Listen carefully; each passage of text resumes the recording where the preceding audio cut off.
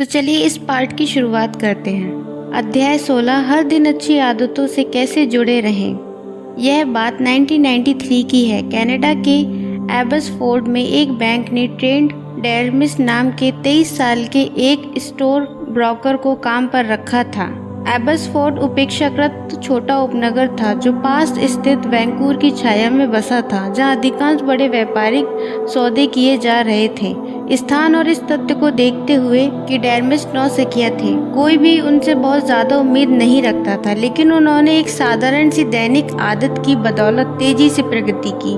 डेरमिस हर सुबह की शुरुआत डेस्क पर 2 जार रखकर करते थे। एक में 120 पेपर पिल्स रखते थे, दूसरा खाली रखता था। जैसे ही वे दिन के लिए काम करने को तैयार हो जाते थे तो वो पिल्स कॉल करते थे। इसके तत्काल बाद वे एक पेपर पिल्स खाली जार में डालते थे और यह प्रक्रिया लगातार चलती रहती थी। जैसे उन्होंने मुझसे कहा, हर सुबह मैं 120 पेपर पिल्स से आरंभ करता हूँ और तब तक फोन करता रहता हूँ जब तक कि मैं उन्हें खाली जार में ना डाल दूँ। मात्र 18 माह में डेरमिस ने $50 लाख फार्म को दिए। 24 वर्ष की आयु में उन्हें $75,000 प्रति वर्ष मिलने लगे, जो आज के $1,25,000 के समान है। बहुत कम अवधि में किसी अन्य कंपनी में उन्हें 6 अंकों का वेतन देने वाली नौकरी मिल गई।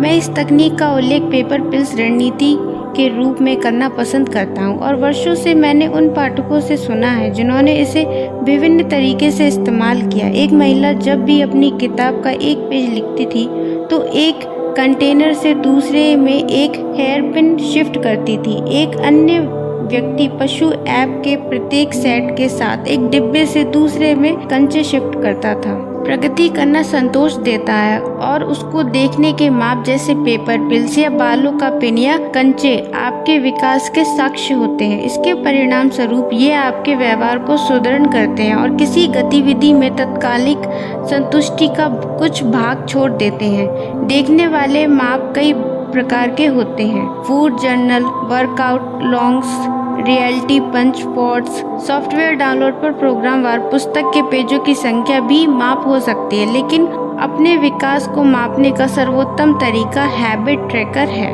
आदतों को किस तरह बनाए रखें। हैबिट ट्रैकर एक सरल उपाय है जो बताता है कि आपने आदत का पालन किया है या नहीं। उसका सबसे आधुनिक रूप कैलेंडर पर क्रॉस लगाकर गिनना है कि आपने रूटीन को अपनाया है या नहीं। उदाहरण के लिए सोमवार, बुधवार और शुक्रवार को आप ध्यान रखते हैं, उन प्रत्येक तिथि पर क्रॉस का निशान लगाइए। जैसे ही समय आगे निकलेगा, आदत के पालन का रिकॉर्ड कैलेंडर में होगा। अनगिनत लोगों ने इस तरह अपनी आदतों पर नजर रखी, लेकिन शायद इनमें सबसे प्रसिद्ध बेंजामिन फ्रैंकलिन थे। 20 साल की उम्र में फ्रैंकलिन हर जगह एक छोटी पुस्तिका लेकर जाते थे और उसका इस्तेमाल करके व्यक्तित्व गुणों को ट्रैक करने के लिए करते थे। इस सूची में कोई समय बर्बाद नहीं करना, हमेशा किसी उपयोगी कार्य में लगे रहना और तुच्छ वार्तालाप से बचना आदि लक्ष्य शामिल थे। प्रत्येक दिन के अंत में फ्रैंकलिन अपनी पुस्तिका खोलते थे और अपनी प्रगति दर्ज करते थे। माना जाता है कि जेरी कैनफोर्ड हैबिट ट्रैकर का प्रयोग करते थे ताकि वे चुटकुले लिखने की अपनी आदत से जुड़े रहें। डॉक्यूमेंट्री कॉमेडियन में वे आते हैं कि उनका लक्ष्य हर दिन चुटकुले लिखने की कड़ी को कभी नहीं तोड़ता। दूसरे शब्दों में, वे इस बात पर केंद्रित नहीं रहते कि कोई विशेष मजाक कितना अच्छा या बुरा है, ये कितना प्रेरित अनुभव करता है। वे सिर्फ अपनी आदत को प्रदर्शित करने और उसमें कुछ जोड़ने पर केंद्रित रहते हैं। कड़ी को कभी तोड़े नहीं, यह एक सशक्त मंत्र है। सेल्स कॉल की कड़ी को मत तोड़ो और आप सफल कारोबार की किताब लिख देंगे। वर्कआउट की कड़ी को मत तोड़ो और आप उम्मीद से पहले ही फिट हो जाएंगे। हर दिन कुछ बनने की कड़ी को मत तोड़ो और आपका पोर्टफोलियो प्रभावी हो जाएगा। हैबिट ट्रैकिंग इसलिए शक्तिशाली होती है क्योंकि उसमें व्यवहार बदलने के कई नियमों का लाभ मिलता है। यह व्यवहार को स्पष्ट, आकर्षक और संतोषप्रद बनाती है। आइए प्रत्येक को अलग अलग करके देखें। पहला लाभ, हैबिट ट्रैकिंग स्पष्ट होती है। तो चलिए जानते हैं। अपनी अंतिम क्रिया को रिकॉर्ड करने से एक ट्रिगर बनता है जो आपके अगले कार्य को आरंभ कर सकता है। हैबिट ट्रैकिंग स्वाभाविक रूप से आपके कैलेंडर पर क्रॉस की रेखा या आपके खाने की रिकॉर्ड में भोजन की सूची जैसे देखे जाने योग्य संकेतों की श्रृंखला बनाती है। आप जब कैलेंडर पर नजर डालते और रेखा को देखते हैं तो आपको फिर से कार्य करने की याद आती है। शोध से पता चला कि जो लोग वजन कम करने, धूम्रपान छोड़ने और रक्तचाप को कम करने जैसे लक्ष्य पर अपनी प्रगति को ट्रैक करते हैं, उन सभी में उनकी तुलना में बेहतर सुधार की संभावना होती है। जो ऐसा नहीं करते, 1600 से अधिक लोगों के अध्ययन में पाया गया कि जिन लोगों ने रोजाना के भोजन का रिकॉर्ड रखा, उनका वजन उन लोगों की तुलना में दुगना घट गया जिन्होंने कोई रिकॉर्ड नहीं रखा। एक व्यवहार पर नजर रखने मात्र से उनके बदलाव की तीव्र इच्छा पैदा होती है। हैबिट ट्रैकिंग आपको ईमानदार बनाए रखती है। हम में से ज्यादातर लोगों का अपने व्यवहार के प्रति विकृत दृष्टिकोण होता है। हम सोचते हैं कि हम बेहतर काम कर रहे हैं, जबकि हम उतना बेहतर नहीं कर रहे होते। मापन हमारे अपने व्यवहार से हमारे अंधेपन को दूर करने का तरीका प्रदान करता है और ध्यान में लगता है कि प्रत्येक दिन वास्तव में क्या हो रहा है। कंटेनर में पेपर क्लिप्स पर एक नजर डालने से आप तुरंत जान जाते हैं कि आपने कितना काम किया है। जब साक्ष्य ठीक आपके सामने होता है तो खुद से झूठ बोलने की संभावना कम होती है। लाभ 2, हैबिट ट्रैकिंग आकर्षक होती है। तो चलिए जानते हैं। प्रेरणा का सबसे प्रभावी रूप प्रगति है। जब हमें संकेत मिलता है कि हम आगे बढ़ रहे हैं तो हम उस रास्ते पर आगे बढ़ने के लिए ज्यादा प्रेरित हो जाते हैं। उस तरह हैबिट ट्रैकिंग का अभिप्रेरणा या व्यसनकारी प्रभाव पड़ता है। प्रत्येक छोटी जीत आपकी इच्छा की पूर्ति करती है।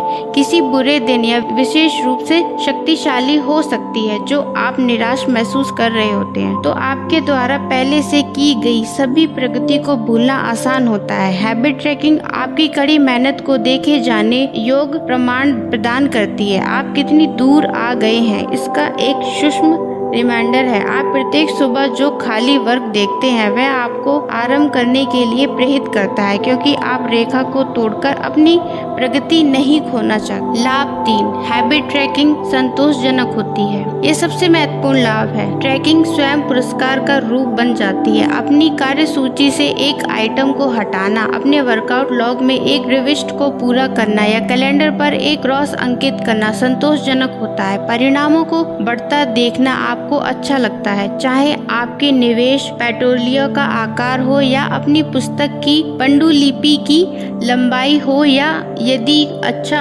अनुभव होता है तो आपके टिके रहने की अधिक संभावना होती है। हैबिट ट्रैकिंग गेंद पर नजर रखने में आपकी मदद करती है। आप परिणाम के बजाय प्रक्रिया पर ध्यान केंद्रित करते हैं। आप सेल्स पैक एप्स का शरीर बनाने पर केंद्रित नहीं होते। आप केवल लकीर को जीवित रखने की कोशिश कर रहे होते हैं और इस तरह का व्यक्ति बनने की कोशिश कर रहे होते हैं जो वर्कआउट मिस नहीं करता। सारांश में हैबिट ट्रैकिंग देखे जाने योग्य संकेत बताती है जो आपको कार्य करने के लिए याद दिला सकती है, स्वाभाविक रूप से प्रेरित कर रही होती है, क्योंकि आप जो प्रगति कर रहे हैं उसे देख सकते हैं और उसे खोना नहीं चाहते, और तब संतोषजनक महसूस कराती है जब आप अपनी आदत का एक और सफल उदाहरण रिकॉर्ड रखते हैं।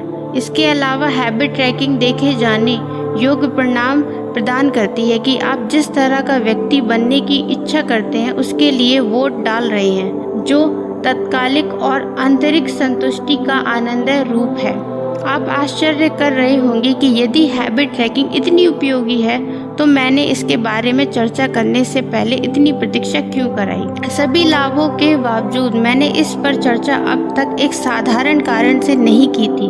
बहुत से लोग ट्रैकिंग और मापने के विचार का विरोध करते हैं। यह एक बोझ की तरह महसूस हो सकता है, क्योंकि यह आपको 2 आदतों पर विवश करता है। आप जिस आदत को बनाने की कोशिश कर रहे हैं और फिर उसे ट्रैक करने की आदत। जब आप पहले से ही किसी आहार योजना का पालन करने के लिए जूझ रहे हैं तो कैलोरी की गिनती परेशानी की तरह लगती है। जब आपके पास करने के लिए काफ़ी काम हो तो हर बिक्री कॉल को लिखना थकाऊ लगता है। यह कहना आसान लगता है, मैं सिर्फ थोड़ा काम भोजन लूँगा, या मैं खूब कोशिश करूंगा, या मैं इसे करना याद रखूंगा। लोग अनिवार्य रूप से मुझे ऐसी बातें बताते हैं जैसे मेरे पास एक निर्णय पत्रिका है, लेकिन काश मैंने इसका अधिक उपयोग किया होता।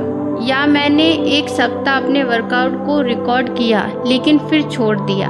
मैं वहां अपने आप ही गया। मैंने एक बार अपनी कैलोरी ट्रैक करने के लिए फूड लॉग बनाया। मैं इससे सिर्फ एक भोजन के लिए करने में कामयाब रहा और फिर छोड़ दिया।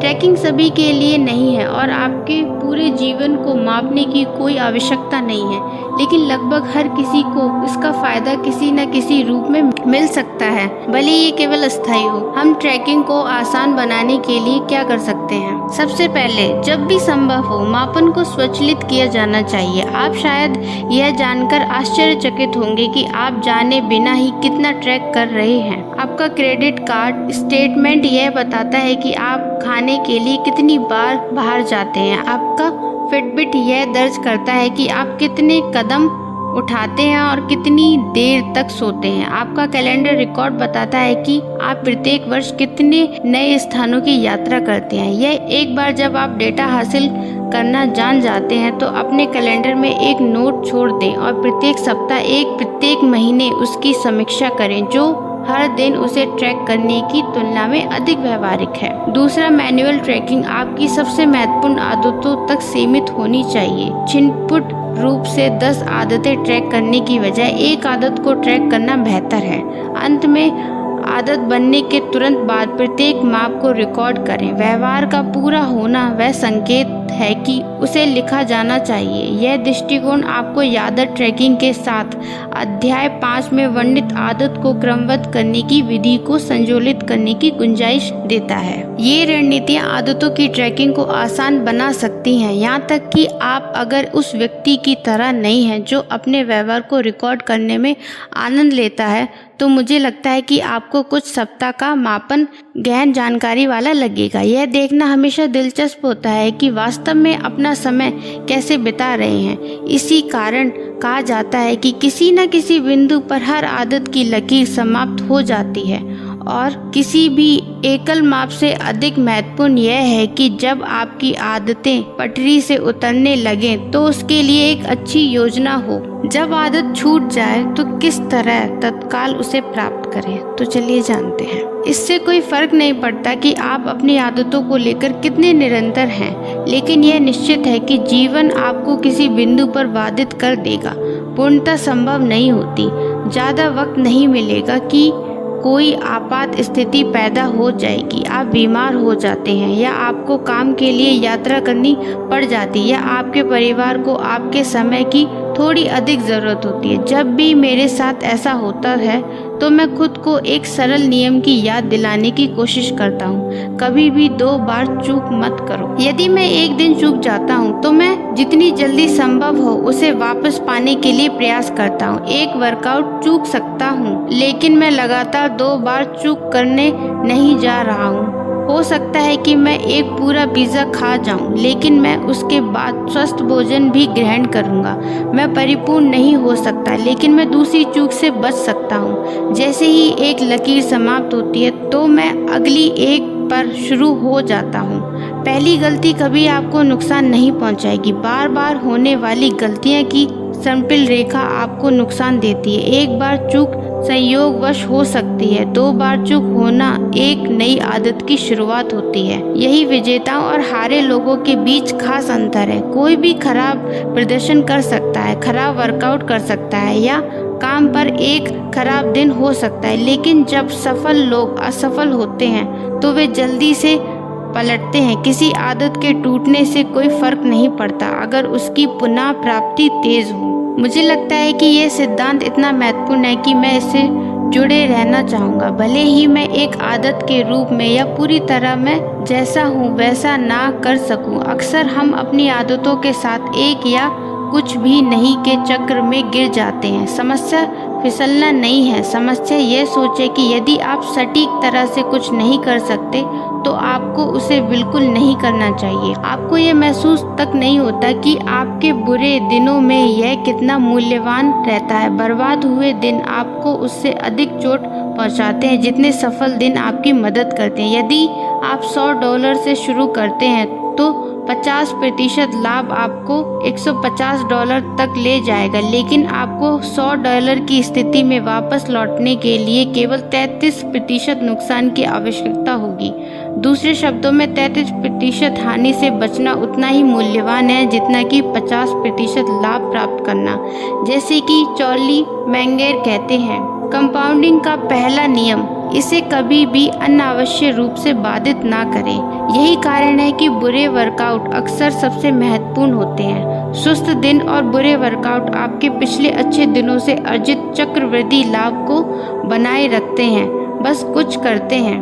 10 स्वीट्स 5 स्पिट्स एक पशु है, वास्तव में करना ही बहुत बड़ा होता है। शून्य मत डालो, नुकसान को आपके चक्रवृद्धि लाभ को मत खोने दो। इससे केवल हमेशा यह अहम नहीं होता कि वर्कआउट के दौरान क्या होता है, महत्ता उस प्रकार का व्यक्ति बनने की है जो वर्कआउट चूकता नहीं। जब आप अच्छा महसूस करते हैं तो प्रशिक्षण लेना आसान होता है, लेकिन जब आप ऐसा महसूस नहीं करते तो वह दिखना महत्वपूर्ण होता है, भले ही आप उम्मीद से कम करें। 5 मिनट के लिए जिम जाने से आपको प्रदर्शन में सुधार नहीं हो सकता, लेकिन यह आपकी पहचान की पुष्टि रखता है। व्यवहार परिवर्तन में सब या कुछ नहीं चक्र एक खतरा है जो आपकी आदतों को पटरी से उतार सकता है। एक अन्य संभावित खतरा, खासकर यदि आप हैबिट ट्रैकिंग का उपयोग कर रहे हैं, तो आप गलत चीज को माप सकते हैं। आदतों को कब ट्रैक करना है और कब नहीं, यह समझते हैं। मान लीजिए कि आप एक रेतारा चला रहे हैं और आप जानना चाहते हैं कि क्या आपका शेफ अच्छा काम कर रहा है। सफलता को मापने का एक तरीका इस पर नज़र रखना है कि प्रत्येक दिन कितने ग्राहक भोजन का भुगतान करते हैं। यदि अधिक ग्राहक आते हैं तो भोजन अच्छा होना चाहिए, यदि कम ग्राहक आते हैं तो कुछ गलत होना चाहिए। हालांकि यह माप दैनिक राजस्व केवल इस बात की सीमित तस्वीर देता है कि वास्तव में क्या चल रहा है। कोई भोजन का भुगतान करता है तो उसका मतलब यह नहीं है कि उसने भोजन का आनंद लिया है, ऐसी कोई संभावना नहीं होती। असंतुष्ट ग्राहक भोजन करेंगे और भाग लेंगे। वास्तव में यदि आप केवल राजस्व को माप रहे हैं तो भोजन खराब भी हो सकता है, लेकिन आप उसकी भरपाई मार्केटिंग या छूट या किसी अन्य विधि से करते हैं। इसके बजाय यह ट्रैक करना अधिक प्रभावी हो सकता है कि कितने ग्राहक अपना भोजन पूरी तरह समाप्त करते हैं, या शायद उन ग्राहकों का प्रतिशत जो उदारता के साथ टिप छोड़ते हैं। किसी विशेष व्यवहार को ट्रैक करने का नकारात्मक पक्ष यह है कि उद्देश्य की वजह संख्या से प्रेरित हो जाते हैं। यदि आपकी सफलता को त्रासमिक आय के आधार पर मापा जाता है तो आप त्रासमिक आय के लिए बिक्री, राजस्व और लेखांकन को उसके अनुकूल करेंगे। यदि आपकी सफलता को पैमाने पर कम संख्या से मापा जाता है तो आप स्केल पर कम संख्या के लिए अनुकूल करेंगे, भले ही उसका मतलब यह है कि फ्रेश डाइट, जूस, क्लेज और वसा घटने की गोलियां लेना ही क्यों ना हो। मानव मन सिर्फ जीत चाहता है, चाहे जो खेल खेला जा रहा हो। यह खतरा जीवन के कई क्षेत्रों में स्पष्ट होता है। हम सार्थक काम करने की बजाय लंबे समय तक काम करने पर ध्यान केंद्रित करते हैं। हम स्वस्थ होने के बारे में जितना केंद्रित होते हैं उससे ज्यादा हम 10,000 कदम चलने की परवाह करते हैं। जब सीखने, जिज्ञासा और महत्वपूर्ण सोच पर जोर देने की बजाय मानवीकृत परीक्षणों के लिए खिसकते हैं। संक्षेप में, हम उस बात के लिए अनुकूल होते हैं जिसे माप सकें। जब हम गलत माप चुनते हैं तो हम गलत व्यवहार प्राप्त करते हैं। इसे कभी कभी गुड हाइट विधि के रूप में जाना जाता है। यह अर्थशास्त्री चार्ल्स गुड हाइट के नाम पर रखा गया सिद्धांत है जो कहता है जब एक उपाय लक्ष्य बन जाता है तो यह अच्छा उपाय नहीं रहता है। माप केवल तब उपयोगी होता है जब तक आपका मार्गदर्शन करता है और संदर्भ में एक बड़े चित्र में जोड़ता है, ना कि तब जब यह आपका उपभोग करता है। प्रत्येक संख्या समग्र प्रणाली में फीडबैक का अंश मात्र है। हमारी डेटा संचालित दुनिया में हम संख्याओं को ज्यादा करके आंकते हैं और कोई भी चीज को स्पष्ट, नरम और मुश्किल से निर्धारित की जाने वाली होती है। इसका मूल्य कम आंकते हैं। हम गलत सोचते हैं कि जिन कारकों को हम माप सकते हैं वे केवल वही कारक मौजूद होते हैं। हम किसी चीज को माप सकते हैं, उसका मतलब यह नहीं है कि वही सबसे महत्वपूर्ण है। आप किसी चीज को माप नहीं सकते तो उसका मतलब यह बिल्कुल नहीं है कि वह महत्वपूर्ण नहीं है। कहने का मतलब यह है कि हैबिट ट्रैकिंग को उचित स्थान पर रखना महत्वपूर्ण होता है। अपनी आदत को रिकॉर्ड करना और प्रगति को ट्रैक करना संतोषजनक एहसास दे सकता है, लेकिन माप केवल एक चीज नहीं है जो मायने रखती है।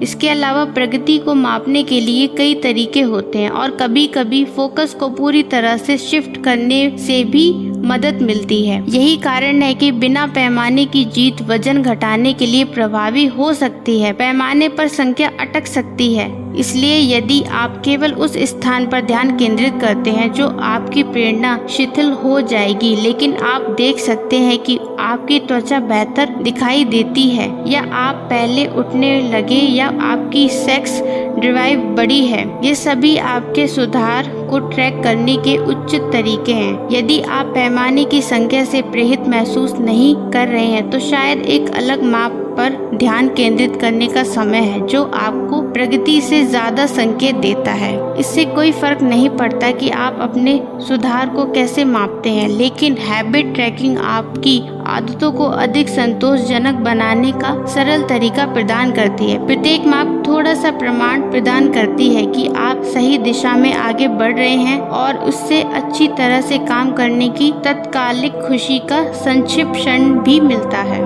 अध्याय 17, किस तरह एक जवाबदेही भागीदारी हर चीज को बदल सकती है।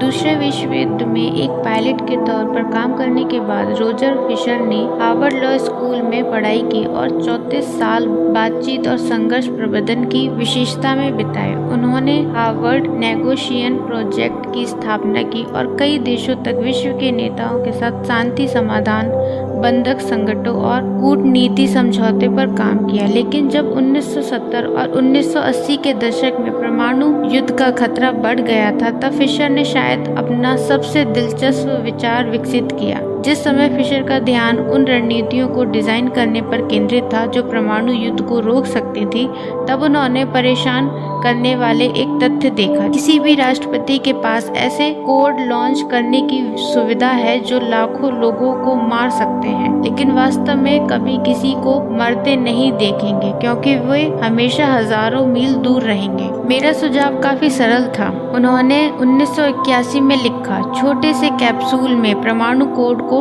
डालें और फिर एक स्वयंसेवक के दिल के ठीक बगल में उस कैप्सूल का प्रत्यारोपण कर दें। राष्ट्रपति के साथ चलते हुए वह स्वयंसेवक अपने पास कसाई वाला भारी चाकू रखे। अगर कभी कोई राष्ट्रपति परमाणु हथियारों को दागना चाहते हैं तो ऐसा करने का एकमात्र तरीका यह होगा कि वे सबसे पहले अपने हाथों से किसी इंसान को मारें। राष्ट्रपति कहेंगे, जॉर्ज मुझे खेद है, लेकिन दसियों लाख लोगों को मर जाना चाहिए। उन्हें किसी की ओर देखना होगा और महसूस करना होगा एक निर्दोष इंसान की मृत्यु क्या है। व्हाइट हाउस के कालीन पर खून, इससे वास्तविकता से सामना होगा। जब मैंने पेंटागन में मित्रों को बताया तो उन्होंने कहा, माय गॉड, ये बहुत ही भयानक है। किसी को मारने से राष्ट्रपति का फैसला विकृत हो जाएगा। वे कभी भी बटन को नहीं दबाएंगे। व्यवहार में परिवर्तन के चौथे नियम की हमारी चर्चा के दौरान हमने अच्छी आदतों को तुरंत संतोषजनक बनाने के महत्व को कवर किया था। फिशर का सुझाव चौथे नियम के विपरीत है, इसे तुरंत असंतोषजनक बना दे। जिस तरह हमारे उस अनुभव को दोहराने की अधिक संभावना होती है जब अंत संतोषजनक होता है, किसी तरह हमारे उस अनुभव से बचने की अधिक संभावना होती है जब अंत दर्शनक होता है। दर्द प्रभावी शिक्षक होता है। यदि कोई असफलता दर्दनाक होती है तो वह दिमाग में छप जाती है। यदि असफलता अपेक्षाकृत दर्द रहित होती है तो उसे नजरअंदाज कर दिया जाता है। जितनी तत्कालिक और अधिक बड़ी गलती होती है उतनी ही तेजी से आप उसे सीखने लगे। बुरी समीक्षा की चेतावनी एक क्लाइंबर को काम अच्छा करने के लिए बाध्य करती है। ग्राहक के कभी न लौटने की संभावना से कोई रेतारा अच्छा भोजन बनाने लगता है। गलत रक्त वाहिका को काटने की कीमत एक सर्जन को मानव शरीर रचना विज्ञान में महारत हासिल करने और सावधानी पूर्वक ऑपरेशन करने के लिए बाध्य करती करती है। जब परिणाम गंभीर होते हैं तो लोग जल्दी सीखते हैं। जितना अधिक तत्काल दर्द होता है, उस व्यवहार की उतनी ही कम संभावना होती है। यदि आप बुरी आदतों को रोकना चाहते हैं और गैर सेहतमंद व्यवहारों को खत्म करना चाहते हैं तो कार्रवाई में तत्कालिकता कीमत को जोड़ना उनकी संभावना को कम करने का शायद तरीका है। हम बुरी आदतों को दोहराते हैं क्योंकि वे किसी तरह हमारे काम आती हैं और उससे उनका परित्याग करना कठिन हो जाता है। इस संकट को दूर करने का सबसे अच्छा तरीका है जो मुझे पता है, वह है व्यवहार से जुड़ी सजा की गति को बढ़ाना। कार्रवाई और परिणामों के बीच अंतर नहीं हो सकता। जितनी जल्दी कोई कार्य तत्काल परिणाम देता है, व्यवहार में बदलाव आने लगता है। जब विलंब से भरने पर अतिरिक्त फीस ली जाती है तो उपभोक्ता अपने बिल समय पर देने लगते हैं। जब स्टूडेंट की ग्रेड को उनकी उपस्थितियों से जोड़ देते हैं तो वे क्लास में नजर आने लगते हैं। थोड़े से दर्द से बचने के लिए हम ढेर सारी छलांग लगाते हैं। जाहिर है इसकी एक सीमा होती है। यदि आप व्यवहार को बदलने के लिए सजा पर भरोसा करने जा रहे हैं तो सजा की ताकत उस व्यवहार की सापेक्ष शक्ति से मेल खाने लगती है जिससे वह सही करने की कोशिश कर रही है। उत्पादक होने के लिए टालमोल की कीमत कार्रवाई की कीमत से अधिक होनी चाहिए। स्वस्थ रहने के लिए आलस्य की कीमत व्यायाम की कीमत से अधिक होनी चाहिए। एक रेतारा में धूम्रपान करने या रिसाइकिल करने में असफल करने के लिए जुर्माना लगाया जाना कार्रवाई के साथ परिणाम छोड़ देता है। व्यवहार केवल तभी बदलता है जब सजा पर्याप्त दर्शक हो और सुदृढ़ता से लागू हो। सामान्य तौर पर जितना अधिक स्थानीय मूर्त ठोस और तत्काल परिणाम होता है उतना ही उसके व्यक्तिगत व्यवहार को प्रभावित करने की संभावना होती है। अधिक वैश्विक अमूर्त अस्पष्ट और विलंबित परिणामों के व्यक्तिगत व्यवहार को प्रभावित करने की कम संभावना होती है। शुक्र है किसी भी बुरी आदत से कीमत को तत्काल जोड़ने का एक सीधा तरीका आदत का अनुबंधन बनाएं। आदत का अनुबंधन। सबसे पहले सीट बेल्ट का कानून 1 दिसंबर 1984 में न्यूयॉर्क में पारित किया गया था। उस समय मात्र 14% लोग ही अमेरिका में सीट बेल्ट का प्रयोग करते थे, लेकिन बाद में वह सब बदलता चला गया। मात्र 5 वर्ष में आधे देश में सीट बेल्ट का कानून बन गया। आज 50 में से 39 राज्यों में सीट बेल्ट पहनना कानूनी तौर पर लागू हो चुका है। यह मात्र कानून नहीं, सीट बेल्ट पहनने वाले लोगों की संख्या नाटकीय रूप से बदल चुकी है। 2016 में 88% लोग अमेरिका में कार में बैठते ही हर बार सीट बेल्ट पहन लेते हैं। सिर्फ 30 वर्ष में आदत में पूरी तरह से उलटफेर हो गया। लाखों लोग सीट बेल्ट पहनने लगे। कानून और नियम इस बात के उदाहरण है कि सरकार कैसे सामाजिक अनुबंधन बनाकर हमारी आदतों को बदल सकती है। एक समाज के रूप में हम सामूहिक रूप से कुछ नियमों का पालन करने पर सहमत होते हैं और फिर उन्हें एक समूह के रूप में लागू करते हैं। जब भी कोई नया कानून व्यवहार को प्रभावित करता है, जैसे सीट बेल्ट कानून, रेतारा के अंदर धूम्रपान पर प्रतिबंध लगाना, अनिवार्य रिसाइकलिंग आदि, तो यह हमारी आदतों को आकार देने वाले सामाजिक अनुबंधन का एक उदाहरण है। समूह एक निश्चित तरीके से कार्य करने के लिए सहमत होता है और यदि आप उसका पालन नहीं करते तो आपको दंडित किया जाता है। जिस तरह सरकारें नागरिकों को जवाबदेह रखने के लिए कानून का उपयोग करती हैं, उसी तरह आप भी खुद को जवाबदेह बनाने के लिए आदत का अनुबंधन बना सकते हैं। आदत का अनुबंधन एक मौखिक और लेखिक समझौता है जिसमें आप एक विशेष आदत के लिए अपनी प्रतिबद्धता को व्यक्त करते हैं और उस सजा के प्रति भी प्रतिबद्धता को व्यक्त करते हैं जो आपके द्वारा पालन नहीं करने पर मिलेगी। तब आप 1 या 2 लोगों को अपने जवाबदेही भीतरी भागीदारी के रूप में पाते हैं जो आपके साथ अनुबंधन पर सहमत होते हैं। नैशविल, टेनेसी के उद्यमी वायरन हैरिसन पहले ऐसे व्यक्ति थे जिन्हें मैंने इस रणनीति को अपनाते देखा। अपने बेटे के जन्म के तुरंत बाद हैरिस ने महसूस किया कि वे कुछ पाउंड वजन घटाना चाहते हैं। उन्होंने स्वयं अपनी पत्नी और निजी प्रशिक्षक के बीच आदत का अनुबंधन किया। उसका पहला विवरण था 2017 की पहली तिमाही के लिए ब्रायरन का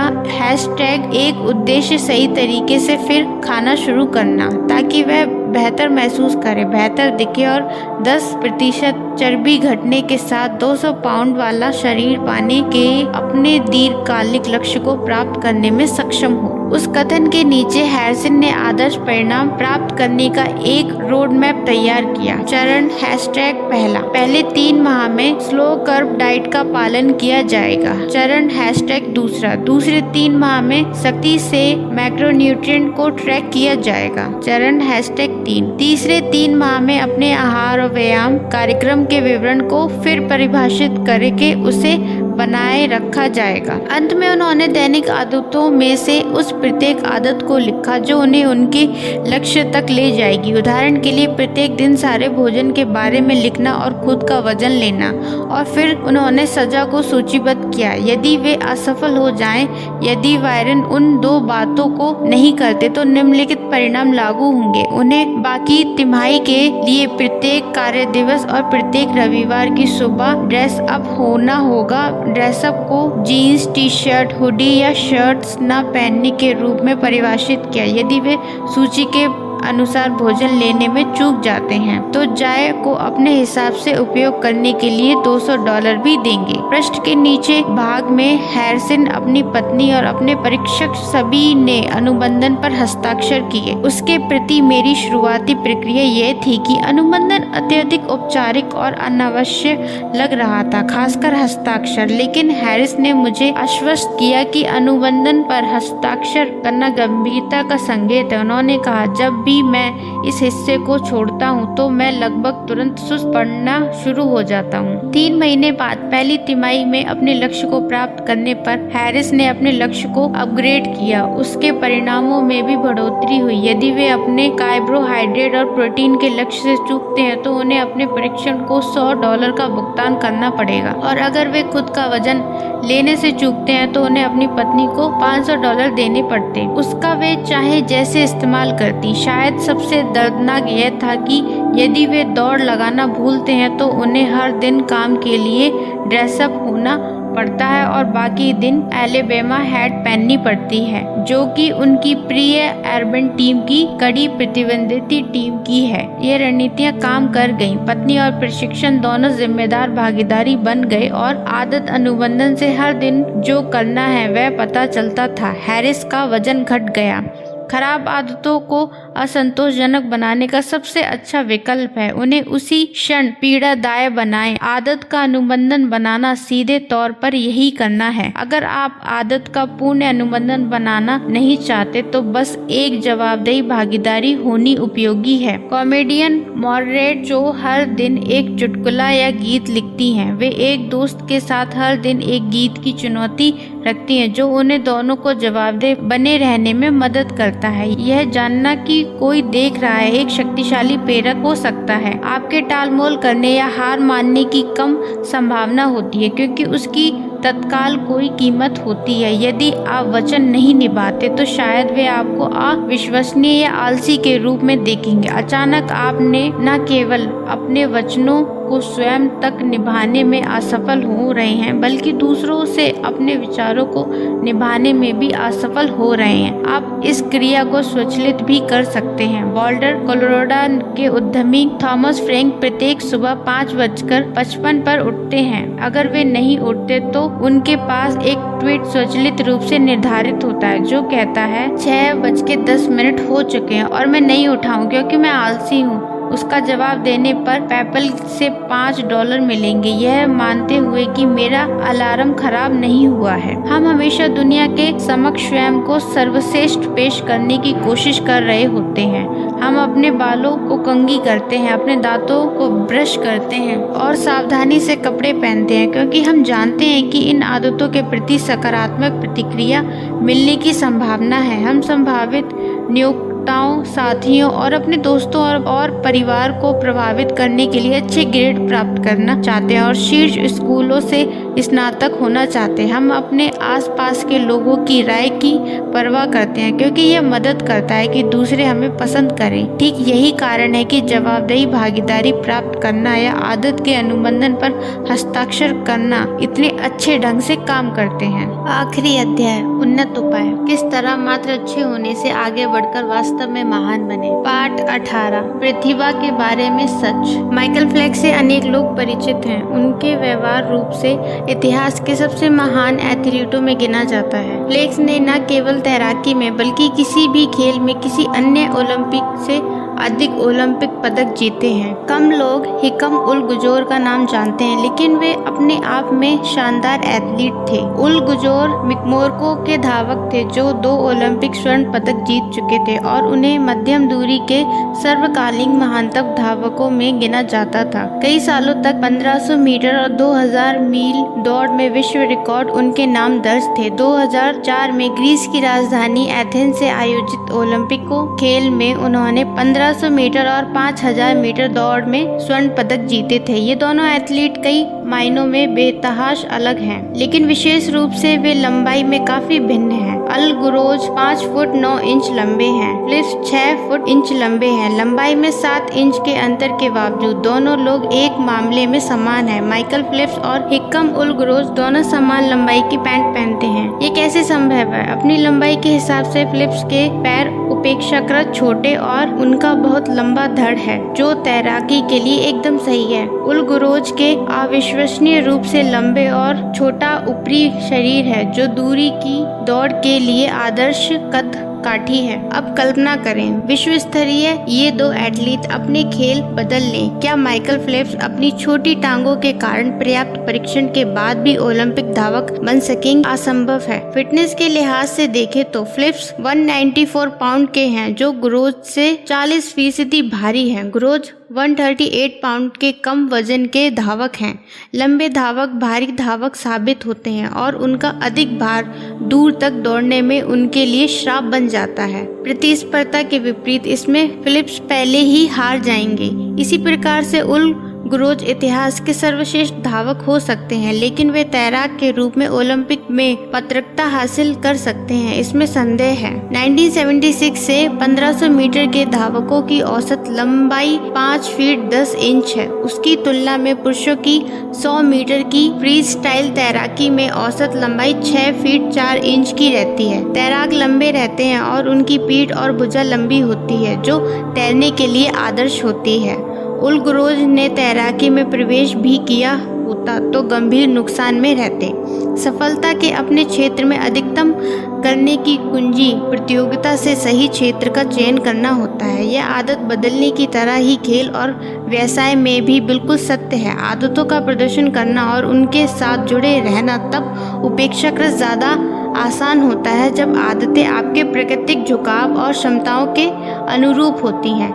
फूल में माइकल फेल्प्स या ट्रैक पर हिकम उल गुरोज की तरह आप वह गेम खेलना चाहते हैं जहां संभावनाएं आपके पक्ष में होती हैं। इस रणनीति को अपनाने के लिए यह आसान सच स्वीकार करना होगा कि लोग विभिन्न क्षमताओं के साथ जन्म लेते हैं। कुछ लोग इस तथ्य पर बहस नहीं करना चाहते। सतह पर दिखता है कि आपके जीन्स तय हैं और उन पर बात करने का कोई औपचारिक नहीं है जो आपके नियंत्रण में नहीं है। जैविक निर्धारण जैसे मुहावरे कुछ ऐसे होते हैं मानो कुछ ही व्यक्ति सफलता के लिए बनाए गए हैं, शेष सब असफल रहेंगे। लेकिन यह व्यवहार पर जीन्स के प्रभाव का संकुचित नजरिया माना गया है। जेनेटिक्स की ताकत ही उसकी कमजोरी भी होती है। जीन्स को आसानी से बदला नहीं जा सकता। उसका अर्थ है कि वे अनुकूल परिस्थितियों में शक्तिशाली फायदा और विपरीत परिस्थितियों में गंभीर नुकसान पहुंचा सकते हैं। यदि आप 7 फीट के हैं तो बास्केटबॉल में बहुत काम के हैं। यदि आप जिम्नास्टिक का रूटीन अपनाना चाहते हैं तो 7 फीट की लंबाई बाधा रहेगी। हमारा वातावरण हमारे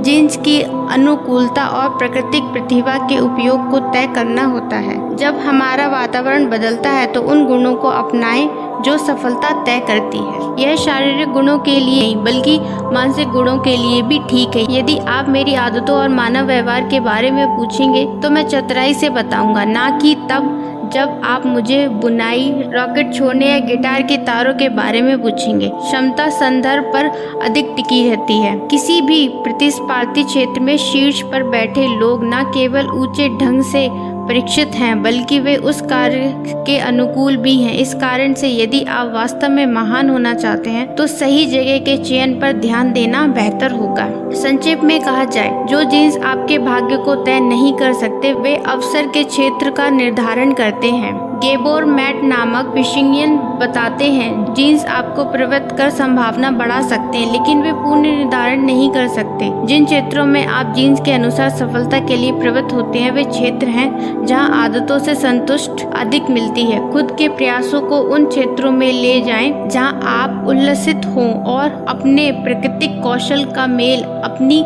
सबसे प्रबल इच्छा और अपनी योग्यता से कर पाते हैं, वही उसकी कुंजी है।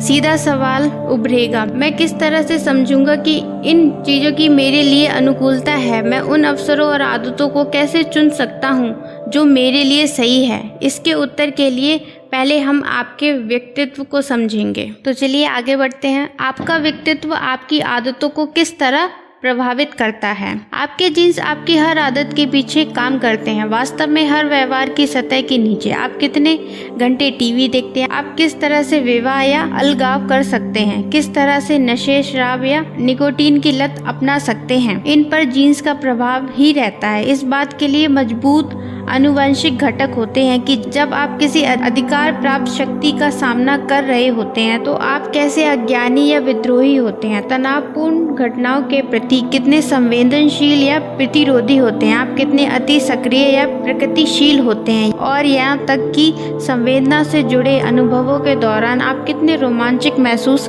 करते हैं या ऊब महसूस करते हैं। जैसे कि संगीत कार्यक्रम में भाग लेना। लंदन के किंग्स कॉलेज में व्यवहार संबंधी जेनेटिक्स के विशेषज्ञ रॉबर्ट फेलिमिन ने मुझे बताया, यह आप उस बिंदु पर आ चुके हैं जहां हमने यह देखने के लिए परीक्षण बंद कर दिए कि क्या किसी लक्षण का कोई आनुवंशिक घटक है, क्योंकि हम शाब्दिक रूप से एक ऐसा कुछ नहीं पा सकते जो हमारे जीन्स को प्रभावित ना करें। एक साथ बंधे जेनेटिक लक्षणों के आपके अनूठे समूह आपको एक विशेष व्यक्तित्व की ओर प्रवृत्त करते हैं। आपका व्यक्तित्व उन विशेषताओं का समूह है जो परिस्थिति से परिस्थिति के अनुरूप होता है। व्यक्तित्व के लक्षणों के सबसे सिद्ध वैज्ञानिक विश्लेषण को बिग 5 के रूप में जाना जाता है, जो उन्हें व्यवहार के 5 वर्णक्रम में विभाजित कर देता है। पहला, अनुभव के लिए खुलापन। एक छोर पर जिज्ञासु और आविष्कारी होने के साथ दूसरे छोर पर सावधान और सतत बने रहें। दूसरा, कर्तव्य निष्ठा। व्यक्तित्व और कार्य कुशल होने से लेकर सहज और स्वाभाविक होना। तीसरा, बहुमुखता। बातचीत करने में सहज और ऊर्जावान होने से लेकर एकाकी रहना और कम बोलना। उन्हें आप बहुमुखी बनाम अंतर्मुखी के तौर पर जानते हैं। चौथा, प्रियता। मित्रता और दयावान बने रहने से लेकर चुनौतीपूर्ण निर्पोलित होना। पांचवा, मनोविशिष्टता। बेचैन और संवेदनशील होने से लेकर आत्मविश्वासी, शांत और स्थिर बने रहना। इन 5 गुणों की जैविक बुनियाद होती है। उदाहरण के लिए बहुमुखता को जन्म से ही आंका जा सकता है। यदि वैज्ञानिक नर्सिंग बॉर्डर में जोर से आवाज निकाल लें तो कुछ बच्चे इस ओर घूम जाएंगे, जबकि अन्य उसके विपरीत हो जाएंगे। जब वैज्ञानिक ने पूरे जीवन काल में उन बच्चों की आदतों पर ध्यान दिया तो आवाज की ओर जो बच्चे घूमे वे बहुमुखी मिले, जो बच्चे विपरीत या दूसरी ओर घूम गए वे अंतर्मुखी मिले। जिन लोगों की प्रियता उच्चस्तरीय होती है उनमें दया, दूसरों का ध्यान रखने का चिंतन और ऊष्मा रहती है। उन लोगों में उच्च स्तर पर प्राकृतिक ऑक्सीटोसिन स्तर भी होता है। यह एक ऐसा हार्मोन है जो सामाजिक संबंध में महत्वपूर्ण भूमिका निभाता है, विश्वास का भाव बढ़ाता है, और यह हार्मोन प्राकृतिक आवास रोधी के रूप में काम कर सकता है। आप आसानी से इस बात को समझ सकते हैं कि जो व्यक्ति धन्यवाद के नोट्स लिखने की आदत या सामाजिक कार्य के आयोजन की ओर झुका हुआ है उसमें किस स्तर पर ऑक्सीटोसिन होगा। तीसरे उदाहरण के रूप में मनोविकसितता पर विचार करें। यह व्यक्तित्व की ऐसी विशेषता है जो सभी लोगों में भिन्न स्तरों पर होती है। जिन लोगों में मनोविकसितता ज्यादा होती है वे बेचैन रहते हैं और दूसरों की तुलना में अधिक चिंता करते हैं। इस विशेषता को एमिगडाला की अति संवेदनशील से जुड़ा होगा। एमिगडाला मस्तिष्क का वह हिस्सा होता है जो खतरों को नोटिस करने के लिए जिम्मेदार होता है। दूसरे शब्दों में, जो लोग अपने वातावरण में नकारात्मक संकेतों के प्रति अधिक संवेदनशील होते हैं वे मनोविकसितता में उच्च स्कोर करने की संभावना रखते हैं। अन्य आदतें सिर्फ हमारे व्यक्तित्व से निर्धारित नहीं होती, लेकिन इसमें कोई संदेह नहीं है कि हमारे जीन्स हमें एक निश्चित दिशा की ओर मोड़ देते हैं। गहरी जड़ों वाली हमारी वरीयता कुछ व्यवहार कुछ लोगों के लिए दूसरे की तुलना में आसान बना देते हैं। आपको इन अंतरों के लिए क्षमा याचना करनी चाहिए या उनके बारे में अपराध बोध से ग्रस्त नहीं होना चाहिए, लेकिन आपको उनके साथ काम करना चाहिए। उदाहरण के लिए, एक व्यक्ति जो कर्तव्य निष्ठा पर कम स्कोर करता है उसके व्यवहार से व्यवस्थित होने की संभावना कम होगी और उसे अच्छी आदतों से जुड़े रहने के लिए वातावरण डिजाइन पर अधिक भरोसा करने की आवश्यकता हो सकती है। याद रखने वाली बात यह है कि आपको उन आदतों का निर्माण करना चाहिए जो आपके व्यक्तित्व के लिए काम करें। लोग बॉडी बिल्डर की तरह वर्कआउट करके दिखने वाली मांसपेशियां बना सकते हैं, लेकिन यदि आप रॉक क्लाइंबिंग या साइकिल करना या रोइंग करना पसंद करते हैं तो व्यायाम की अपनी आदत को अपनी पसंद के अनुकूल आकार दें। यदि आपका दोस्त कम कार्बोहाइड्रेट वाले आहार का पालन करता है लेकिन आप पाते हैं कि कम वसा वाला भोजन आपके लिए काम करता है तो आपको उससे अधिक शक्ति मिलेगी। यदि आप अधिक पढ़ना चाहते हैं तो शर्मिंदा ना हो। यदि आप नॉन फिक्शन की बजाय रोमांस से भरपूर उपन्यास पसंद करते हैं जो भी आपको मोहित करता है उसे पढ़ें। वह आदत चुनें जो आपको सबसे अच्छी लगती है, ना कि वो जो सबके लोकप्रिय हो। हर आदत का एक स्वरूप होता है जो आपको खुशी और संतुष्टि ला सकता है, उसकी तलाश करें। यदि आदतें चलती रहें उसके लिए आदतें सुखद होनी चाहिए। चौथे नियम के पीछे मूल विचार यही है। अपनी आदतों को अपने व्यक्तित्व के साथ जोड़ना अच्छी शुरुआत है, लेकिन यह कहानी का अंत नहीं है। उन परिस्थितियों को खोजने और डिजाइन करने के लिए अपना ध्यान केंद्रित करें जहां आप प्राकृतिक रूप से अनुकूल हैं। तो चलिए आगे बढ़ते हैं। कैसे वह खेल ढूंढें जिसमें संभावनाएं आपके पक्ष में हों। तो चलिए जानते हैं। जिस खेल में संभावनाएं आपके पक्ष में हों उसे सीखना चाहिए। यह प्रेरणा को बनाए रखने और सफल अनुभव करने के लिए महत्वपूर्ण है। सैद्धांतिक रूप से आप हर चीज का सुख ले सकते हैं, लेकिन व्यवहार में उन्हीं चीजों का आनंद उठा सकते हैं जो स्वाभाविक रूप से आपके पास आती हैं। जो लोग किसी खास चीज में महारत रखते हैं और उसमें प्रतिभाशाली होते हैं वे उस कार्य में अधिक सक्षम हो सकते हैं और अच्छे काम के लिए प्रशंसा पाते हैं। वे ऊर्जावान बने रहते हैं और चूंकि वे अच्छे वेतन और बड़े अवसरों से लंभावित होते हैं जो उन्हें खुश ही नहीं बल्कि अच्छी गुणवत्ता वाला कार्य करने के लिए प्रेरित करते हैं। यह अच्छा चक्र है। सही आदत चुने और उसमें प्रगति आसान होती है। गलत आदत चुनी और जीवन में कठिनाइयां आ जाएंगी। आप सही आदत का चयन किस तरह करें? प्रथम कदम वही है जिसे हमने तीसरे नियम में देखा, इसे आसान बनाए में शामिल किया था। कई मामलों में जब लोग गलत आदतों को चुन लेते हैं तो उसका सीधा मतलब होता है कि उन्होंने ऐसी आदत चुन ली है जो बहुत कठिन है। जब आदत आसान होती है तो आपके सफल होने की संभावना बढ़ जाती है। जब आप सफल होते हैं तो आप अधिक संतोष अनुभव करते हैं। हालांकि एक अन्य स्तर पर भी विचार किया जा सकता है। लंबे समय तक आप उसमें आगे बढ़ते हैं और सुधार करते हैं जो तो कोई भी क्षेत्र चुनौतीपूर्ण बन सकता है। यही पर आपको तय करना होता है कि क्या आप सही खेल खेल रहे हैं जो आपकी सामर्थ्य के अनुकूल है। आप उसका पता कैसे लगाएं? सबसे आम उपाय है प्रयोग और त्रुटि। स्वाभाविक रूप से इस रणनीति के साथ समस्या है क्योंकि जीवन बहुत अल्प है। आपके पास इतना समय नहीं होता कि आप हर करियर अपनाकर देखें।